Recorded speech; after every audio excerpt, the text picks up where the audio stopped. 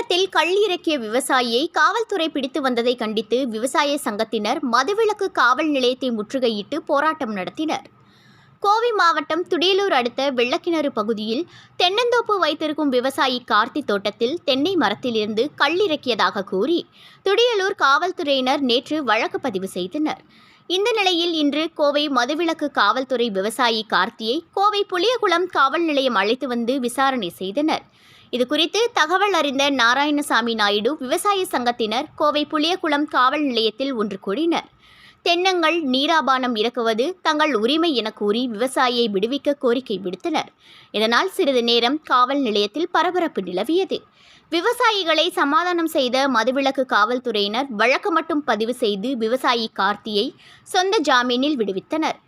24 மணி நேரமும் கோவை மாவட்டம் முழுவதும் செயல்படும் டாஸ்மாக் கடைகளில் மதுபானங்கள் விற்கப்படுவதாக குற்றம் சுமத்திய விவசாய சங்க தலைவர் பாபு உணவின் ஒரு பகுதியான நீராபானம் மற்றும் கள்ளை இறக்கும் விவசாயிகள் மீது மட்டும் காவல்துறையினர் தொடர்ச்சியாக வழக்கு தொடுவதாக குற்றம் சாட்டினர்.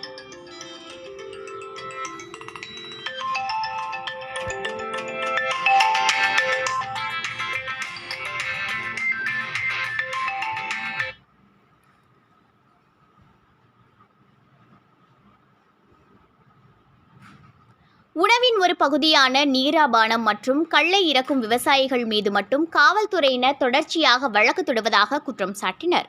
நடைபெறவுள்ள நாடாளுமன்ற தேர்தலில் கள் இறக்குவதற்கு எந்த கட்சி அனுமதி வழங்குகிறதோ அவர்களுக்கு ஒன்றிணைந்த அனைத்து விவசாயிகள் சங்கம் சார்பாக ஆதரவு அளிக்கப்படும் என தெரிவித்தார். வணக்கம். நாராயணசாமி நாயுடு விவசாயிகள் சங்கம் மாநில தலைவர் AS பாபு.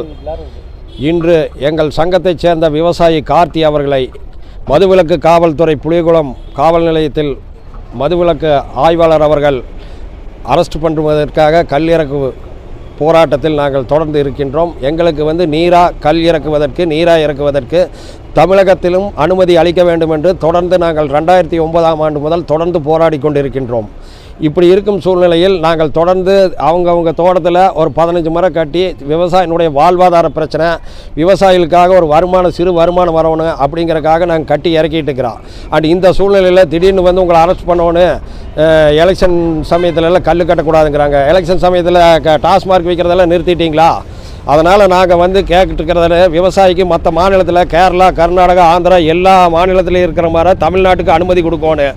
அப்படி அனுமதி வர மட்டும் நாங்கள் தொடர்ந்து போராடுவோம். எங்களுக்கு கல் கட்டுறது எங்களுடைய போராட்டத்தினுடைய உரிமை, வாழ்வாதார பிரச்சனை. அதனால் எந்த அரசு வந்தாலும் எங்களுக்கு அனுமதி கொடுக்க வரைக்கும் தொடர்ந்து நாங்கள் போராடுவோங்கிறத நாங்கள் தெரிவிச்சுக்கிறோம். மாநகர பகுதியில் 24 மணி நேரம் செயல்படுதுன்னா அது நாங்கள் கேட்டிருக்கிறோம். அதை தடுத்து நிறுத்த மாட்டேங்கிறாங்க. அவங்க கொடுத்த டைமுக்கு மேலே தொடர்ந்து ஓட்டிகிட்டு இருக்கிறாங்க. நாங்களும் எல்லா பகுதியிலையும் பார்த்துட்டு தான் இருக்கிறோம். இதை நாங்கள் விவசாயிக்கு போய் எங்களுக்கு கேட்க முடியல. எங்கள் விவசாய பிரச்சனையை நாங்கள் இதை கேட்கறக்க எங்களுக்கு கோரிக்கைக்கு செவிசாய்க்க மாட்டேங்கிறாங்க.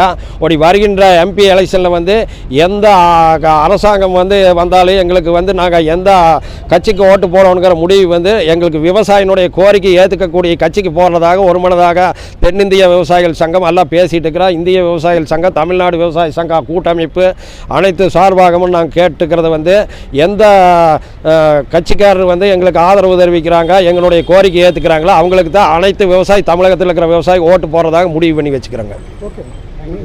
நன்றி.